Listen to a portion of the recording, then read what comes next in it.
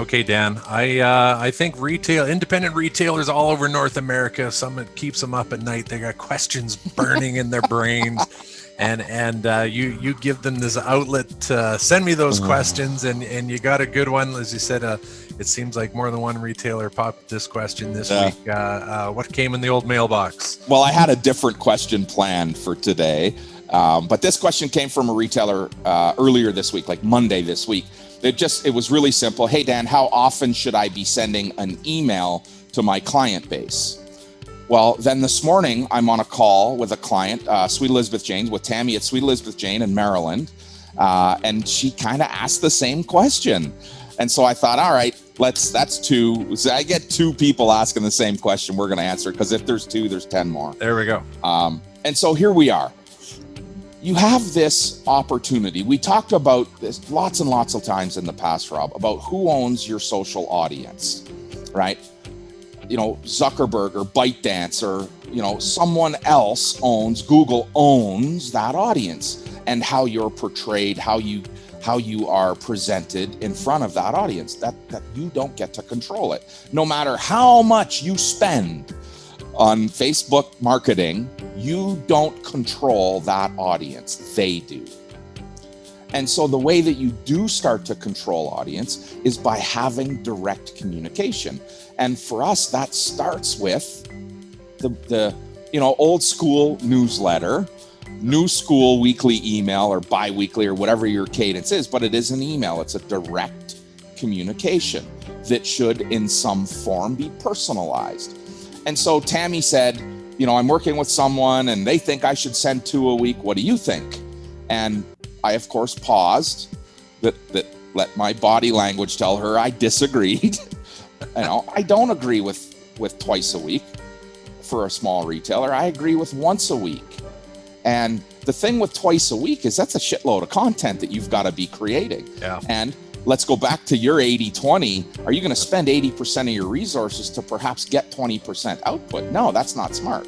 We've got to sort of level that playing field, and communicating via email with your retailer once a week can be impactful. It doesn't need to be more than that. Yep. And I can tell you, how many times people are unsubscribing from daily emails. I mean, right now, Microsoft, Microsoft and Google, probably two of the largest mail managers in our world, quarantine daily emails as a rule. You have to create an exception to the rule to get those emails, right? I mean, good, relevant emails that I get every single morning. Like one of my favorites, Retail Insider, get it every morning. Well, every morning it lands in the junk mail. Gotcha. Yeah. Microsoft saying, hey, wait a minute, that's got to be spam. They're sending you an email every single day. Yeah. Right? And so think about being a spammer as an indie retailer. That's not what you want to be. You want to be informative. We talked about this last week or the week before. I don't remember how long ago. We talked about, what customers want from you when we talked about loyalty and loyalty programs, Rob. What they want from you is a personalized offer. And a single email a week allows you to create something that is somewhat personal to that audience. They are your captured audience. They are members of your club, whatever that club is. Right? There you Every go. retailer should have a club that is the definement of their email campaign. And it needs to be a campaign. And it should, in fact, have at some level drip to it. That if someone clicks on a certain product, that you're storing that information and then having the ability to send something more personalized to them. And every one of these platforms that we use, Constant Contact, Klaviyo, MailChimp, they all have segregation and they all have segmentation in them that allow you to create drip campaigns. And so I said to Tammy, I think it's once a week. And I think it's good content once a week, ever-changing content once a week in the same template, in the same form. Right? I want to see, Totally. I want some rhythm. I want some, systematic delivery of that. It comes out at the same time, the same day, same agenda, right? Every single week. You change the body, you change the content, focus on what your customer wants to see from you, and send it once a week at the time she is going to read it. So let's just talk about when they should be sent. Let me just, again, here I am. I think I did this to you last week too. Me telling the marketing guru how to do some marketing here. Well, when you get into the perfect times of the week, I'm open to suggestions. I think you see a little bit of everything. Yeah. You have to know your audience, right? And remember what we talked about with Zulily several weeks ago, with TikTok, the Facebook, and the mixtape the 3 a.m. ads. Right, and knowing when to send something, when she's going to read it. If you think sending her an email at 1 o'clock on Tuesday afternoon is going to work, well, then you should also try 7 o'clock or 9 o'clock Tuesday night, right? Think about when your audience is there consuming.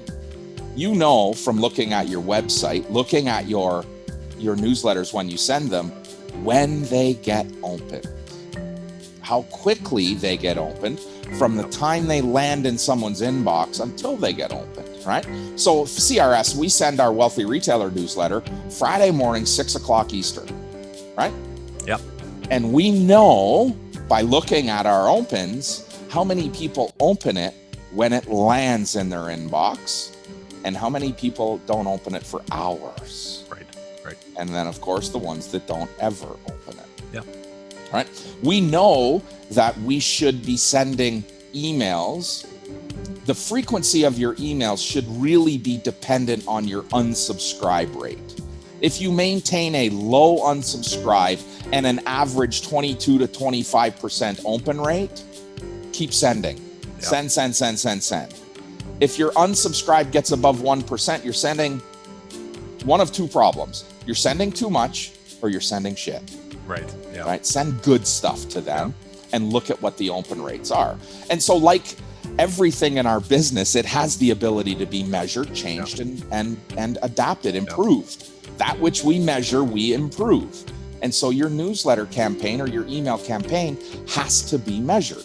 So what things, Rob, do you think should be in a weekly email to customers, to the retail customer? Well, I'm driven by the WIFM, the what's in it for me, right? And once a month is too much if there's nothing in it for your consumer that's going to open it, and really start from that place. When they give you that click, when they give you that open, what's in it for them, and what's gonna, okay, you won that one click, will you win it again? Will you win it again next week and next week? And I would say, like, try to live in the law of averages, where it's awesome if they'll open it every single time, but over the course of the year, I hope that 25%, 25% of the time, and the things that do that, great content to me, it inspires, it educates, it entertains a little. So on the content stuff, depending whatever you're blessed with, talents in writing talent or talking talent or on screen, give them a link to a little video. And then, of course, the realizing that they've given you something very important to them, their data.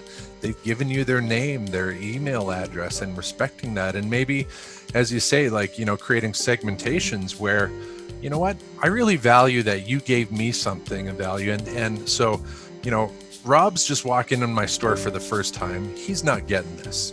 And to give them something truly special, and that, to your part of planning what your content is. If your plan every week is 10 minutes before you send the email that I got to slap it together, we talk lots about making time in your calendar for certain activities, and the old newspaper guy in me, the publisher lullisher, when you put your publishing hat on, you're committed to specific times. You built that expectation so they know, this is when it is going to show up, and so that's kind of the first I agree wave. I agree. And then what is it you're going to give them? I don't think you have to give away the farm by any means, but change it up, have some fun.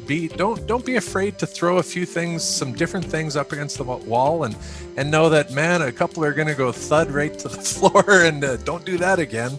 But that's how you usually discover a couple gold nuggets. For me, I like the idea of, this is who I am in every single newsletter. And I love the idea of embedding a video of yourself in there. And you do this. Retailers are doing this today. And in fact, I was chatting with Tracy in Stony Plain last week and said, you did this great live video. You've got an email list of 2,500 people, and you had 100 people on your live video. Why wouldn't you send that live video now to the people that couldn't attend? Like, why isn't that have a placeholder in your newsletter, your weekly live? Because really, the live is a show. And when you record it, I can then play it at my pace. I can fast forward, I can rewind, I can do all of that good stuff that can happen if you embed it in your newsletter. So I do want to see a little bit of who you are, and I get that in the live interaction.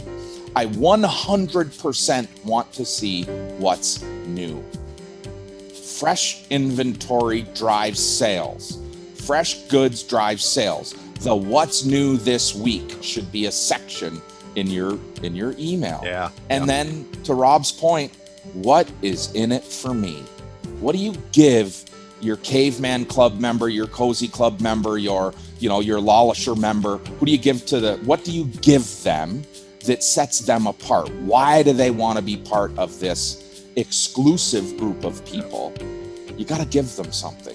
And that might be a token. It might be a gift. It might be a one-time discount. It might be a bounce back coupon. It could be a referral. It can be anything that gives before you ever ask them for something. Here you go, right? Listen, we're coming up to market season. Do yourself a favor.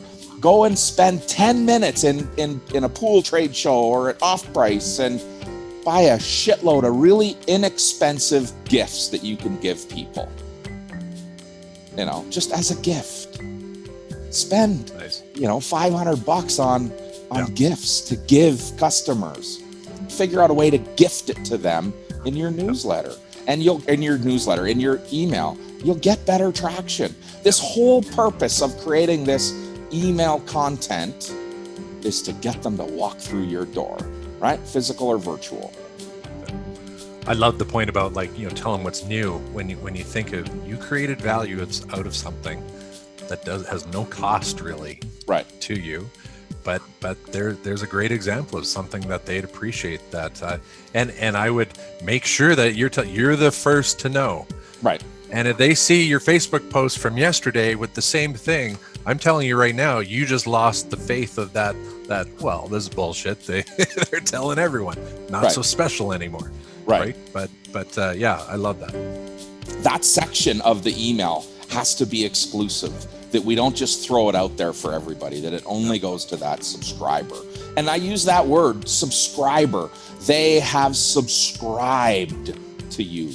You've got to give them what they're looking for, right? And think in terms of, the new colors, the new styles, be that leader. Get out in front of, this spring or summer's favorite color. Tell them what your favorite color is, and then show them what it looks like. Start to build things together that it does give them some value. Right? So big thanks. Her name was Jocelyn that sent me that email. Jocelyn, thank you so much for sending me the email. And Tammy, absolutely love Tammy to death. She's in Ellicott City, Maryland. Sort of brought that up on today's coaching call, on our scorecard call, and love that. So if you've got a question, fire it off to dan@thewealthyretailer.com. We'll give you our spin on it. We'll get both Rob and I here, seems to be weighing in on these questions, to hope to give you something that's exclusive to our listeners in these Q&As that we do. So any question, no topics off limits, just send an email to dan@thewealthyretailer.com, and 100% be sure to subscribe to our weekly newsletter at retailbycrs.com.